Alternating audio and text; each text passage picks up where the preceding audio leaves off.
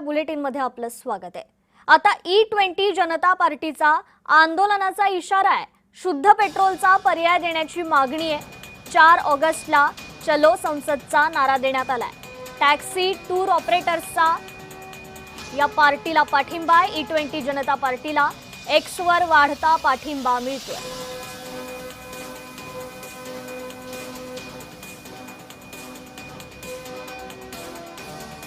E20 जनता पार्टीच्या मागण्या नेमक्या काय आहेत तर पेट्रोलमधल्या इथेनॉल मिश्रणाला विरोध नाही, पण शुद्ध पेट्रोलचा पर्याय हा हवाच। सबसिडी किंवा मोफत तेल नकोय, पण ग्राहकांना पेट्रोलचे विविध पर्याय हवे। पेट्रोलची किंमत, आकडेवारी, पर्याय, फायदे याची सविस्तर माहिती दर्शवावी। इथेनॉल मिश्रित पेट्रोलचे फायदे, तोटे, गाड्यांवर होणारा परिणाम याचाही डेटा पारदर्शकपणे दाखवावा। या संदर्भात अधिक अपडेट घेऊयात आपले प्रतिनिधी जय पवार यांच्याकडून। जय, आता E20 पार्टीचा खरं तर हा उदय झालेला आहे। नितीन गडकरी टार्गेटवर आहेत, काय अधिकची अपडेट आहे?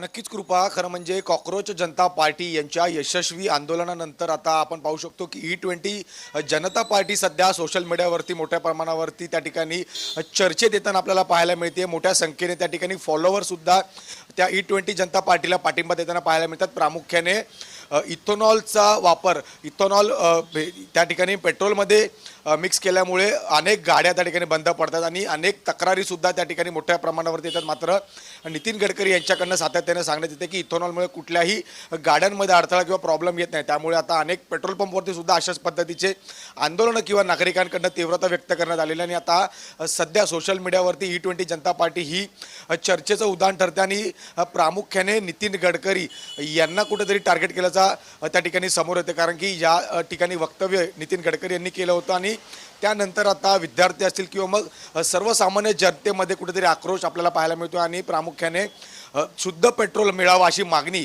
ही आता सर्वसामान्य नागरिकांकडनं करण्यात येते। त्यामुळे आता E20 जनता पार्टी यापुढे कशा पद्धतीने त्या ठिकाणी आक्रमक भूमिका घेणार आहे किंवा मग पेट्रोलियम मंत्र्यांवरती याचा थेट इशारा जाणार किंवा नितीन गडकरी यांच्यावरती जाणार हे सुद्धा पाहणं महत्त्वाचं राहणार आहे। मात्र सध्या ज्या पद्धतीने कॉकरोच जनता पार्टीने त्या ठिकाणी जोर धरला होता, आता तशाच पद्धतीचा जोर E20 जनता पार्टी सुद्धा धरताना पाहायला मिळते आणि प्रामुख्याने त्यांच्या माध्यमातून 31 तारखेला एक आंदोलन सुद्धा छेडलं जाणार आहे। इंडिया गेट पासून ते संसद भवनपर्यंतचं हे आंदोलन असणार आहे आणि त्यामुळे या आंदोलनामध्ये किती संख्येने लोक उपस्थित राहत आहेत याकडे सर्वांचं लक्ष लागलंय। कारण कॉकरोच जनता पार्टी सुद्धा अशाच पद्धतीनं त्या ठिकाणी उभी राहिली होती। सर्वप्रथम अभिजित दिपके यांच्या पाठी काही विद्यार्थी होते, मात्र त्यानंतरचा जनसमुदाय पाहता कॉकरोच जनता पार्टी यांनी थेट शिक्षण मंत्र्याचा राजीनाम्यापर्यंत जे ते धाव घेतले। त्यामुळे आता यंदा जे E20 जनता पार्टी आहे यांच्या माध्यमातून कोणाचा राजीनामा घेतला जातोय, पेट्रोलियम मंत्र्यांचा राजीनामा होतोय किंवा नितीन गडकरींचा राजीनामा होतोय हे पाहणं फार महत्त्वाचं राहणार आहे। अगदीच जय, खरं तर अगदी काही दिवसांपूर्वीच विद्यार्थ्यांचं आंदोलन शांत झालेलं आहे आणि आता ही पार्टी उदयास आलेली आहे। नेमका कोणाकोणाचा पाठिंबा आहे या पार्टीला?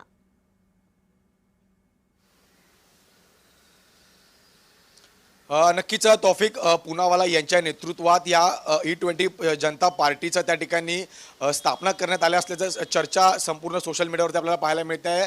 मात्र याला कोणाकोणाचा पाठिंबा असणार आहे याचं अद्यापही खुलासा झालेला नाही आहे। कारण कालपासूनच आपण पाहतोय की E20 जनता पार्टी ही चर्चेत आली आणि अनेक फॉलोअर्स त्या ठिकाणी वाढत आहेत, त्यांना पाठिंबा देत आहेत। मात्र अधिकृतरित्या राजकीय पाठबळ हा E20 जनता पार्टीला येतोय का हे पाहणं महत्त्वाचं राहणार आहे। कारण कॉकरोच जनता पार्टीला सुद्धा सर्वप्रथम विद्यार्थ्यांचा पाठिंबा होता आणि या ठिकाणी आता जे गाडी चालवणारे जे वाहनधारक आहेत, ज्यांच्याकडे घरी वाहन आहेत, हे सर्व नागरिक त्या ठिकाणी या ठिकाणी या इथेनॉलच्या विरोधात जो 20% इथेनॉल हा पेट्रोलमध्ये मिक्स केला जातो याच्या विरोधात रस्त्यावरती उतरणार का हे पाहणं महत्त्वाचं राहणार आहे। कारण की अभिजित दिपके यांचं आंदोलन दिल्लीत झालं होतं, मात्र पूनावाला यांचं आंदोलन सुद्धा आता दिल्लीतच होणार आहे। संसद भवनवरतीच हे आंदोलन सुद्धा होणार आहे। त्यामुळे आता या आंदोलनाला पाठिंबा कोणकोणत्या राजकीय पक्षांकडनं केला जातोय, त्यासोबतच सामाजिक जे सामाजिक कार्यकर्ते असतील किंवा सामाजिक सेवक असतील त्यांच्या माध्यमातून सुद्धा केला जातोय का, हे सुद्धा पाहणं महत्त्वाचं राहणार आहे. आणि त्याचे पडसाद हे मुंबईत सुद्धा उमटतील का, कारण अनेक ठिकाणी